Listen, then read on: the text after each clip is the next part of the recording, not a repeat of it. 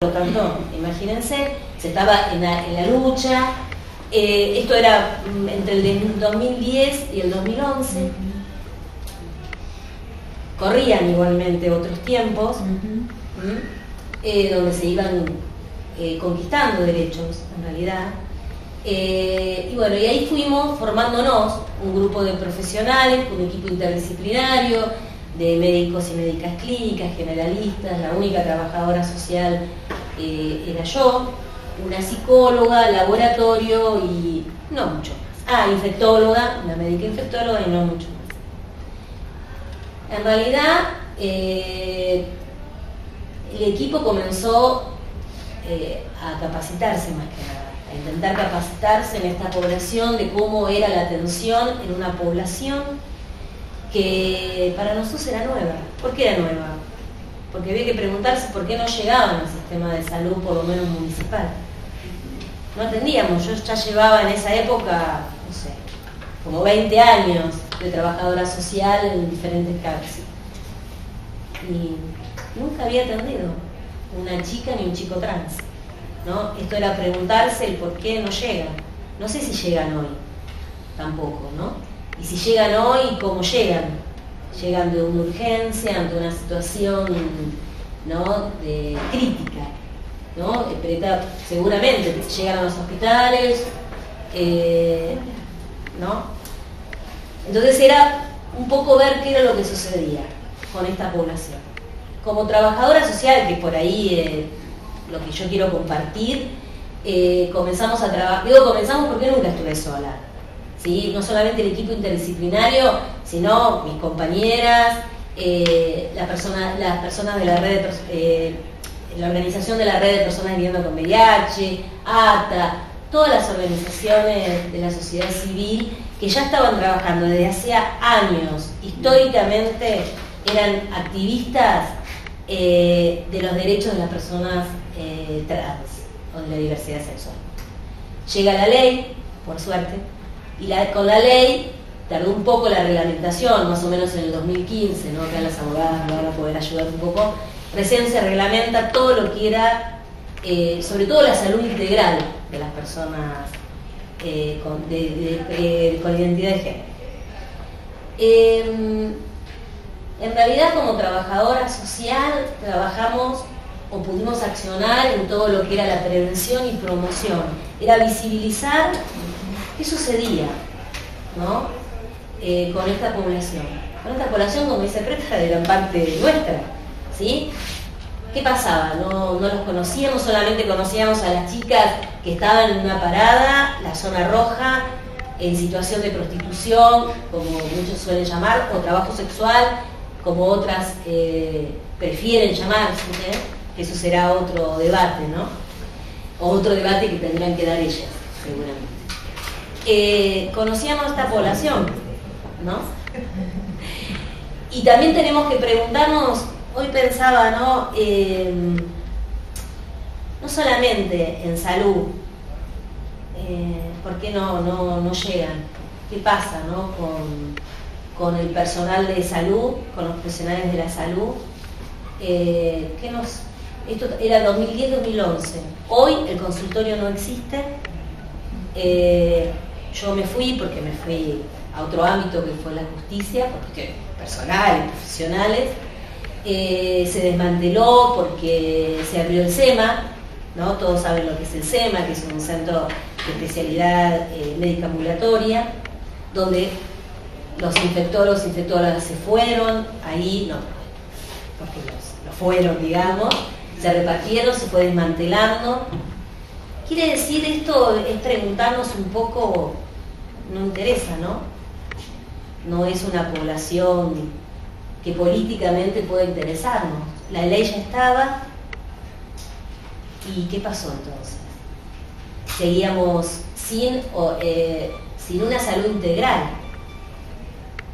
Lo que significa una salud integral para chicas y chicos trans. ¿Es igual a una mujer? No, ¿no es cierto? Porque no tenía que ver esto con una igualdad. Si bien hay igualdad en derecho, no era una igualdad. tendríamos que pensar más en equidad, qué es lo que necesita, ¿no? ¿Qué se necesitaba? ¿Necesitábamos una médica clínica? ¿Necesitábamos una médica, lo que había en ese momento les cuento, ¿no? ¿Una médica generalista? ¿Se sabía lo que era la atención en salud anal? ¿Lo que era un PAD? ¿La acordás anal? No, nadie lo sabía. En realidad no lo sabía porque no estábamos capacitadas, porque en realidad el Estado, si bien en ese momento comenzaba a dar ciertas garantías, sigue un poco ausente en esto, ¿no? Hoy ni hablar. Hoy, como dice Preta, ni hablar. Y también preguntarnos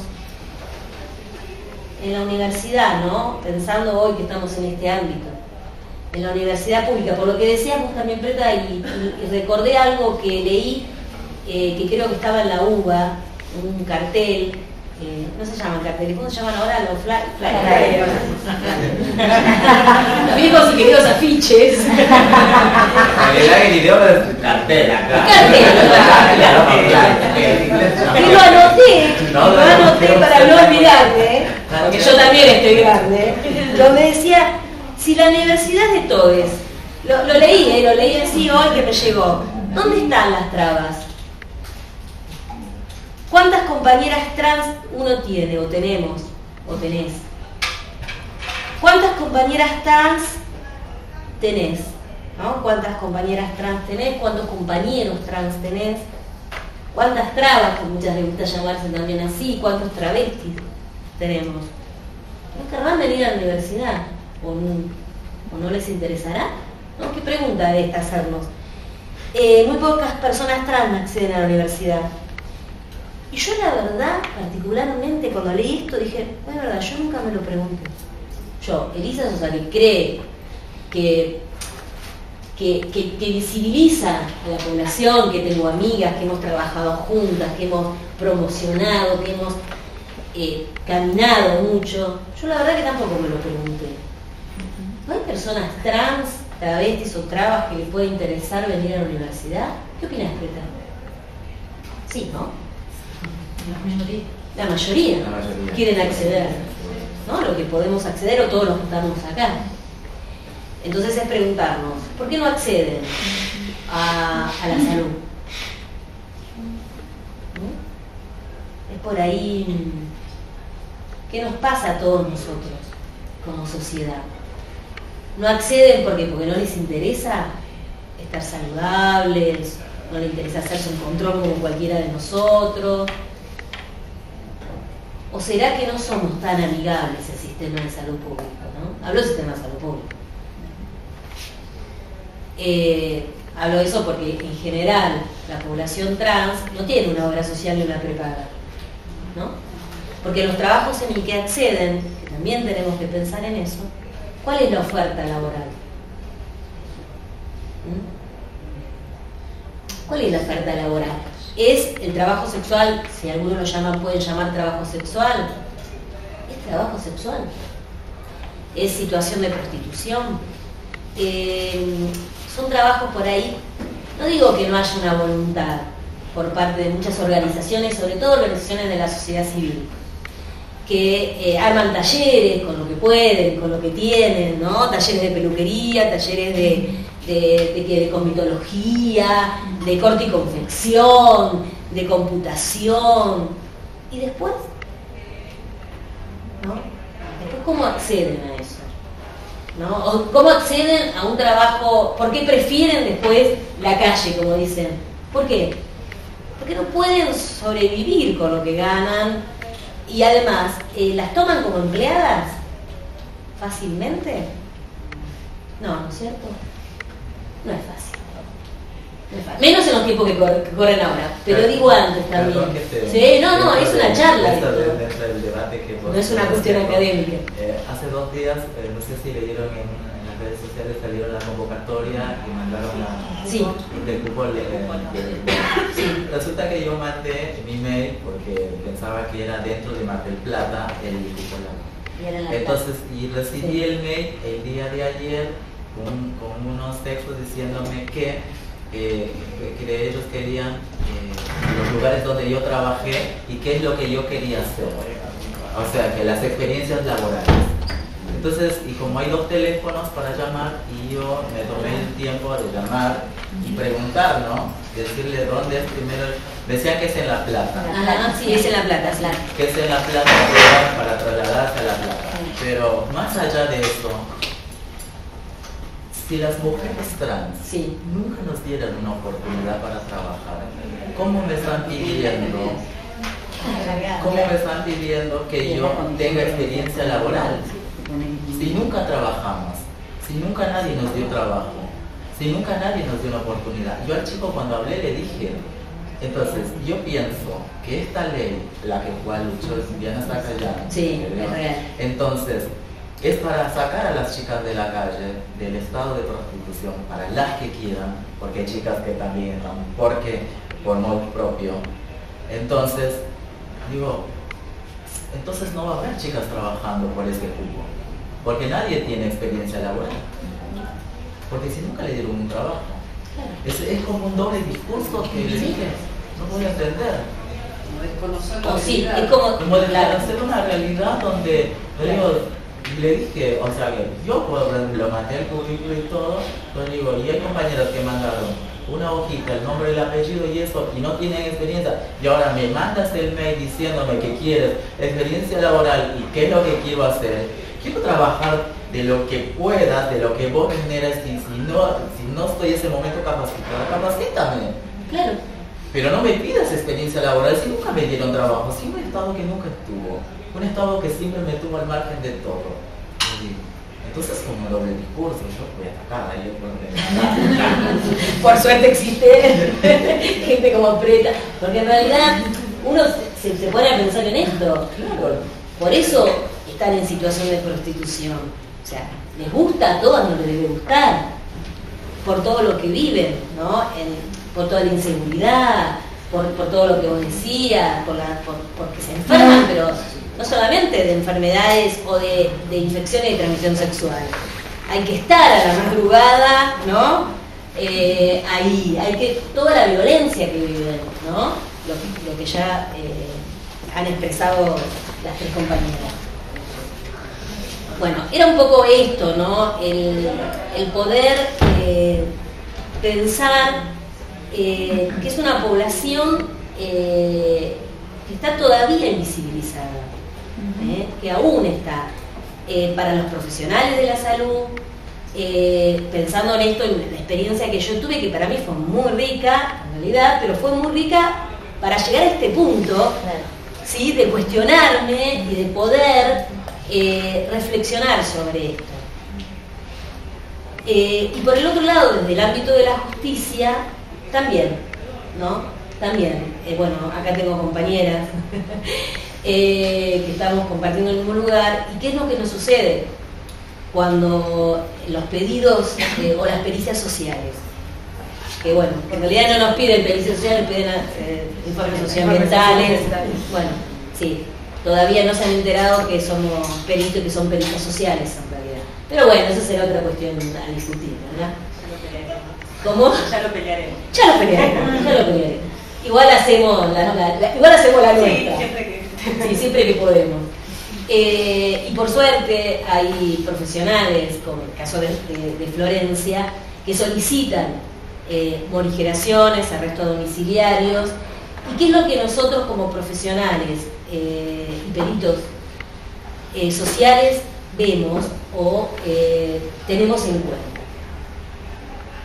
Uno en una morigeración o en un arresto domiciliario de cualquier persona, uno tiene en cuenta determinadas variables, ¿sí? Que sería el grupo familiar conviviente, la dinámica familiar, las interrelaciones que existen, la cuestión económica, laboral, ¿sí? La salud, lo habitacional, obviamente, ¿sí? Uno tiene en cuenta todas esas variables. La historia de vida. Pero ¿qué pasa? Es lo mismo, entramos igual que lo de salud. ¿Es lo mismo una chica trans en una situación que sabemos que está en el penal, que sabemos que está en la comisaría, ¿sí? que sabemos que fue primero, ante nada, seguramente excluida de su hogar, de su familia, ¿no? Creo que esa es la primera, ¿no? No digo todos, como vos decís, uno generaliza, pero es la mayoría, ¿no? Creta es la mayoría. Desde adolescentes o desde muy jóvenes, donde han tenido que hacerse su camino solas. Y su camino sola significa que su grupo primario, o lo que uno puede llamar un microgrupo, ¿no? El más cercano, son sus propias compañeras, ¿sí? Que están en la misma situación que ellas. A ver, es una población vulnerable, a mí me parece que son vulneradas, ¿no? Son totalmente vulneradas, ¿no? Frágiles, porque pasa por todo esto, no tener una familia que las pueda contener, que no tienen una cuestión habitacional, viven donde pueden, porque tampoco les alquilan, porque es todo esto, ¿no? Porque no les alquilan viviendas así como cualquiera de nosotros, que por ahí, si no tenemos un recibo de sueldo, tenemos un amigo, el familiar, mi mamá, mi papá, que tiene un recibo de sueldo con todo lo que nos piden hoy un alquiler, ¿no? Con todo lo que ya sabemos, y con lo que cuesta un alquiler. Entonces, ¿qué es lo que uno puede ver? ¿Sí? ¿Cuál es su grupo de contención? ¿No? ¿Quién la puede contener? ¿Sí? Si la amiga la puede contener, si puede dar cuenta de eso, ¿sí? Si puede, si la cuestión salud, obviamente, si la cuestión, cómo está la salud de esa persona, si va a estar mejor en esa casa, en ese hogar, porque el hogar significa todo lo que significa el hogar, más allá de una vivienda, ¿no? Lo afectivo. Uno puede ver eso. Y después uno piensa, bueno, uno se pone a pensar, ¿qué proyecto puede tener? Porque uno, cuando hace un arresto domiciliario y demás, piensa en una proyección, ¿no es cierto? Ustedes como abogados lo saben, qué proyección puede tener. ¿Cuál sería la proyección o cuál sería el proyecto de vida? ¿No? Y desde la mirada de quién es un proyecto de vida. Desde mi mirada como trabajadora social, que me es imposible ponerme, el otro día lo estábamos hablando con otras colegas, esto de ponerme en el lugar del otro o de la otra, a mí me es imposible, sinceramente. Es imposible ponerme en el lugar de Preta. Es imposible ponerme en el lugar de una chica trans, presa, enferma, sin un peso, si no va a ser la calle, si no va a la esquina. Es imposible ponerme en el lugar del otro. Esta cosa de la empatía creo que no existe, sinceramente. Desde mí creo que no existe. Es que es imposible ponerme en el lugar del otro. Me puedo poner en el lugar del otro pensando, sí, cuál es la historia de esa otra persona. ¿Qué le puede estar sucediendo a esa otra persona? Ahora, desde mi mirada, y desde mi mirada hablo desde la cuestión de Elisa y de la cuestión profesional, porque uno no soy Elisa hoy y trabajadora social dentro de un rato, ¿no? Uno es profesional con todo lo que traemos, con toda mi educación, con toda mi historia, que no es la historia de ellas, mi historia es otra, ¿sí? Entonces, ¿cómo uno poder tener un sentimiento no empático, sino respetuoso, ¿sí? Un sentimiento donde uno pueda decir, ¿se garantizan o no los derechos? Si mi informe, o mi informe socioambiental, como le gustan mucho los jueces y demás, sirve para que esta persona pueda tener el derecho a estar mejor, porque ni siquiera una vida digna, porque si uno habla de lo que es una vida digna, entramos en otro debate, lo que es una vida digna, ¿no? Sabemos que casi nunca tienen una vivienda, nunca tienen un trabajo estable, formal, ¿no? Decía yo, ni siquiera un novio digno. Ni siquiera un novio. Bueno, pero eso por ahí. Tenemos el borracho, el que nos pega, el que nos maltrata, el que no trabaja, el que va de todo. Ni eso, Preta, ni eso. Entonces, claro, ni eso. pero muchas tampoco, eso eso me parece que no es. Eso no es propiedad de ustedes, no quieras dar lástima de ahí. Si querés te contamos. Bueno, no fuimos un poco. Bueno, era un poco contar esto. Dar un cierre desde esto. Por ahí nosotros, como profesionales los que estamos acá, no importa, como personas comunes uno lo puede decir, poder tener una mirada, ¿no? Una mirada diferente, una mirada de decir, no incluir. ¿Quién somos nosotros para incluir? ¿No? ¿Quién somos? ¿Incluir qué? ¿Qué estamos incluyendo? No, son parte de esta sociedad, como son parte muchas otras personas que nos gusten o no, ¿sí? Que debemos respetar, que debemos visibilizar, que debemos de alguna manera, a ver, ¿cómo decir esto? Ser un poco más sinceros y sinceras, ¿sí? Con nosotros mismos. No decir, no, yo los incluyo, yo las tengo en cuenta, no, yo hice un curso de diversidad sexual, nunca leímos la ley seguramente, ni la conocemos, no sabemos si llegan o no al sistema de salud, esté o no un consultorio legal que no está, pero digo, no quiere decir que ser trans significa tener alguna enfermedad infecciosa o de transmisión, lo que llamaba de transmisión sexual. Tendrían que tener un derecho que es el acceso a la salud, el acceso a la educación, el acceso a una vivienda, al trabajo, a la justicia, ¿sí? Como cualquiera de nosotros. Bueno, nada más, creo que ¿no? Ya estamos más o menos.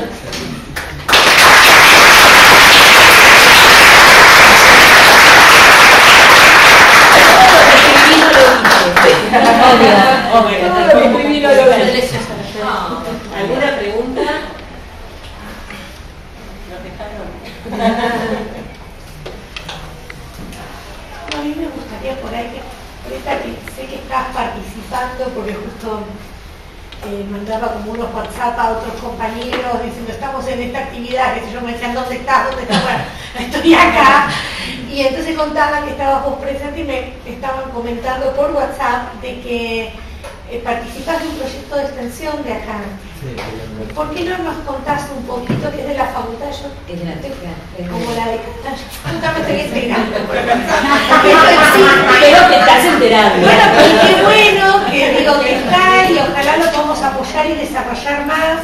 Así que contanos un poco, digo, porque también por ahí el resto de los compañeros estudiantes se quieren sumar. Yo la verdad que me quedé pensando un poco en esta línea de acciones positivas que por ahí podemos desarrollar para equiparar oportunidades. Me parece que tenemos mucho por hacer que no estamos haciendo. Y bueno, contó un poco qué están haciendo y a mí se me ocurrieron otras cosas, pero bueno. Yo vengo, de trabajar como trabajadora social en el Ministerio de Trabajo. Y entonces todo lo que tiene que ver con el desarrollo del empleo y la inserción laboral y algo entiendo. Entonces cuando las escuchaba decía hay como muchos dispositivos de apoyo que se pueden generar acá para que ustedes tengan esto que vos decías anteriormente, una equiparación de oportunidades en términos de garantizar el derecho, dos derechos al trabajo y a la educación como derechos básicos, inalienables, y que nosotros desde acá podríamos contribuir, pero bueno, contanos qué están haciendo y pensando. Nosotros desde la extensión de la universidad, en la cual me convocaron a Ana, no se la consigo que era Yanina, está también ella y mi compañera, lo que es yo también. Bueno, eran más que dos, entonces. Éramos más que hay dos. una asociación ilícita. Entonces, dentro del proyecto está lo que es la mujer transmigrante. Entonces, todo lo que genera el venir de afuera, el lograr tu identidad, y no solo eso, también eso de los penales y todas las compañeras han salido a hacer un trabajo de campo a las diferentes organizaciones o instituciones donde, por ejemplo, la salud, donde se atienden las compañeras trans, cómo les atiende el personal, todo eso, o migraciones, cómo generan todo ese trámite, cómo es, ¿no? Entonces todo eso es como, por ahora, es como un armado con todo un grupo de como 10, 11, sí, más o menos, 12 chicas dentro de ellos. Sí. Hay chicas estudiantes de psicología, chicas de estudiantes de derecho, algo así, pero no sé, se presentaron hace poco. Así que estoy dentro de ello y es como que me convocaron porque la vivo desde el lugar yo, y es como muy motivada por mí, o sea que no es que lo suponemos, sino porque la vivo y es como yo las cuento, a veces estamos todas juntas y las relato y desde la problemática de todas ellas. Entonces, es un proyecto. Mañana tenemos la primera reunión, por eso tampoco sabemos demasiado. Con usted, pero nosotros ya nos tenemos una reunión ya. Sí, así que mañana sí estamos en eso. Bueno, nada, ponemos igual a disposición la facultad. Primero que celebro y agradezco que hayan pensado en esta unidad académica para desarrollar estos temas. Para nosotros son como parte también de la identidad institucional y profesional que estamos queriendo formar, ¿no? Profesionales que estén comprometidos con las luchas de nuestro pueblo, que estén comprometidos en la defensa de los derechos humanos, que también nos reconozcamos en la lucha feminista. Y bueno, me parece que es buenísimo que esté en Preta y que podamos apoyar o sumar. Seguramente por ahí los estudiantes también se les ocurre acciones que se puedan desarrollar. Está bueno ya saber que están colegas nuestras trabajando para poder seguir apoyando esto. Creo que vos decís 18 compañeras que están privadas de su libertad, son un montón, es re complejo, pero tampoco son tantas como para que pensemos en cómo mejorar algunas cuestiones puntuales. Y la comunidad trans, ¿qué magnitud tiene acá en Mar del Plata? Y esta división en transmigrantes, y ¿cómo es eso? Contanos un poco. A raíz de la ley de la identidad de género y el matrimonio igualitario, por ahí muchas compañeras argentinas se han retirado de la calle por algún otro motivo, o por ahí porque acceden a una pensión o algún tipo de dinero, ¿no? Del Estado, entonces pero no están más en la calle. Entonces muchas somos las mujeres inmigrantes de fuera. Bueno, eso es lo que pasa siempre en el mercado cuando ¿quiénes son los que ocupan los lugares menos remunerados? Son los migrantes, los que los propios nativos no quieren ocupar, que son los trabajos menos valorados, menos registrados, con menos protección social, y son ocupados por los migrantes. O sea que están ustedes en este momento ocupando el lugar que dejaron las compañeras trans. 300 mujeres trans migrantes de diferentes nacionalidades, más o menos en Mar del Plata. Y eso que estamos ahora en invierno, verano, generalista, y las que por ahí se vienen quedando, pero también se vienen quedando porque por ahí Argentina, el Estado argentino, al tener sus leyes, te da como esa amplitud de poderte manejar, por más que hay cosas que no están todo bien, porque yo lo vivo hace muchos años, pero a la comparación, por ejemplo, de mi país, de Perú, de Colombia, de Ecuador, que vienen, entonces las leyes son muy distintas. Entonces acá cuando vienen como que todo mucho más liberado desde el tema de cómo acceder a la justicia. ¿Sos peruana? Sí, soy peruana. ¿Sabes que yo estuve dando unos cursos en Perú, colegas de Perú, por el colegio profesional allá, y justo salió todo este tema de la identidad de género y la igualdad y tal, con colegas peruanas, y ellas nos decían, nosotros, pero fue muy fuerte, porque trabajadoras sociales, y entonces decían, ustedes los argentinos, ¿cómo puede ser que digan que los chicos pueden elegir? ¿Elegir qué? Nos decían. Como nosotros decíamos, sí, la identidad se construye, cultural no, está definida sexualmente. Y si nosotros, las colegas, no sabes si éramos cuatro argentinas que no podíamos creer lo que nos estaban diciendo. Y en un momento una nos dice, nosotros acá no tenemos trans. Y nosotros le dijimos, nosotros tenemos... ¿Qué es presta liberar? Y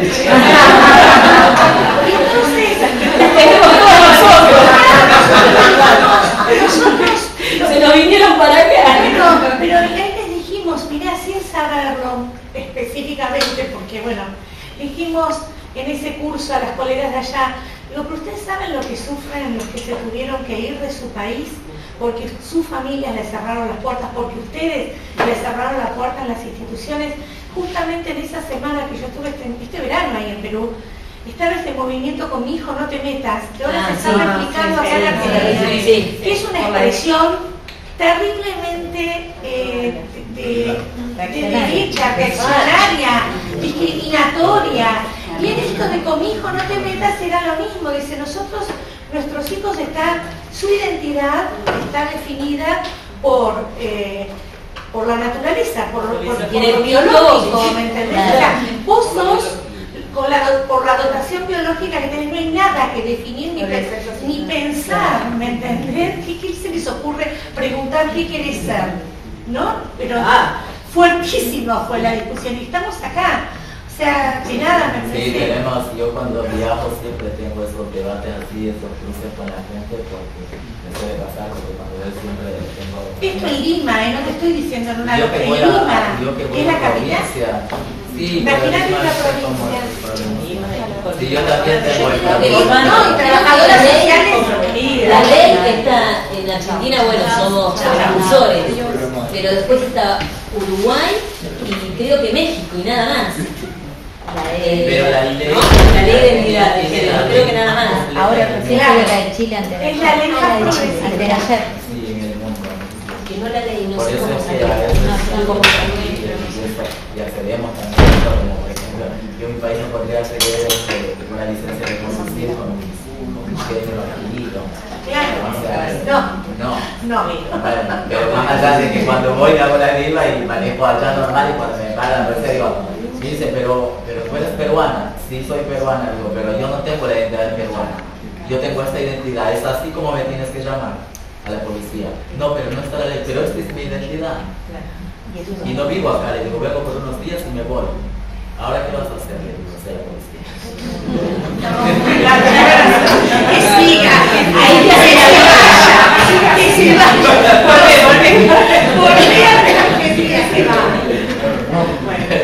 Pero esas cosas que pasan, pues así la ley en la Argentina es completa y es la única en el mundo.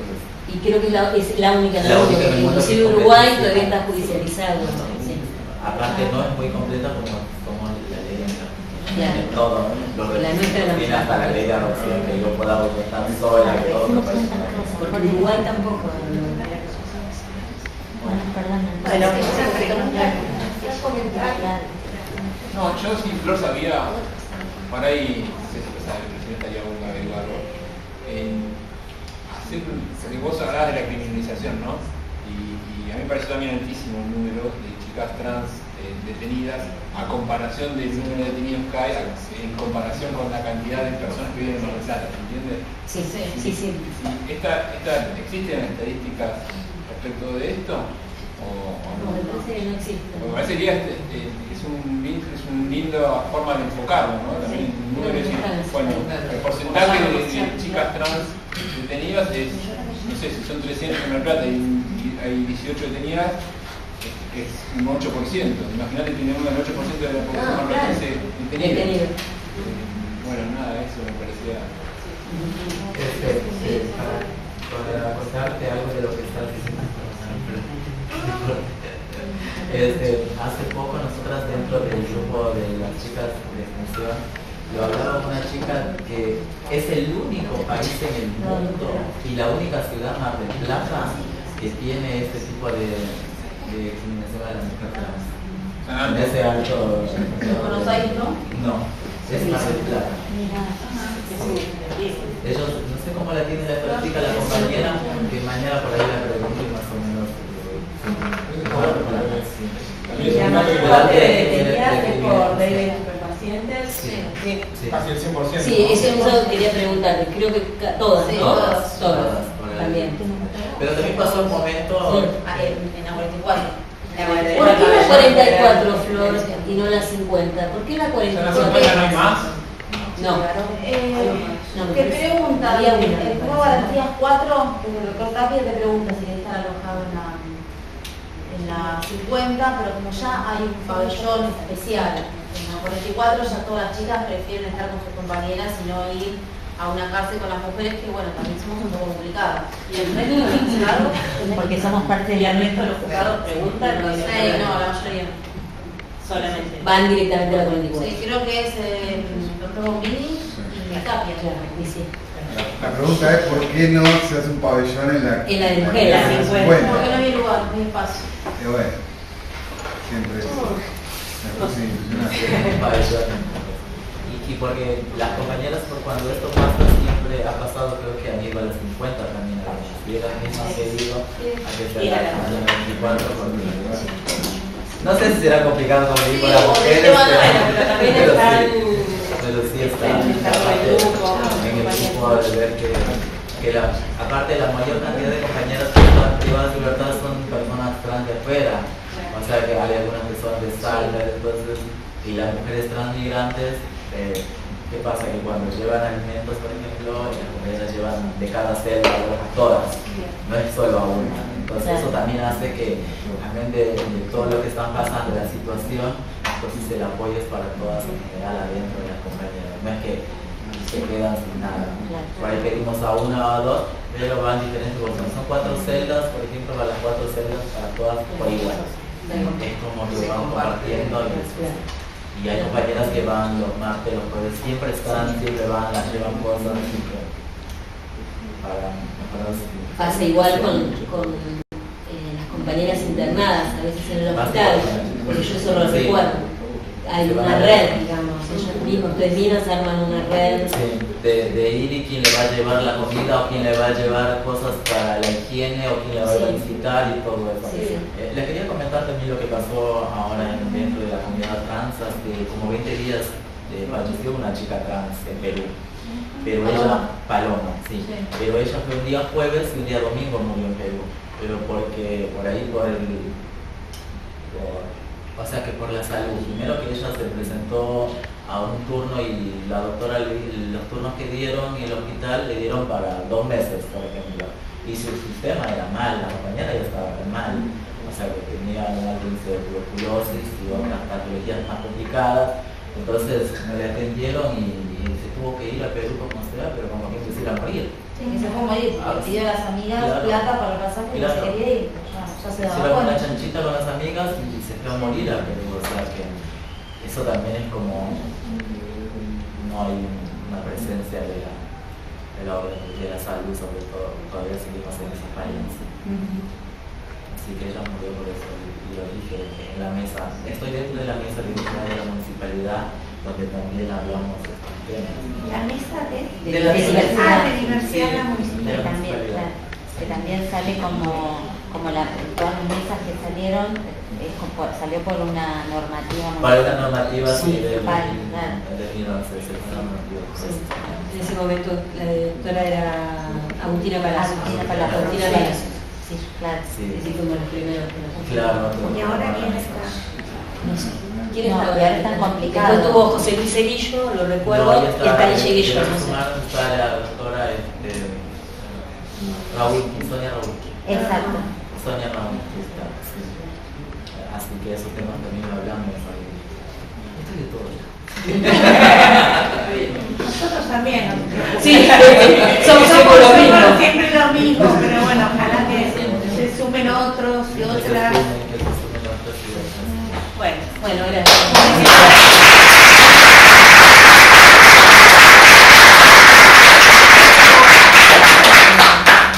Estoy preocupada con Clipper. Con Clipper.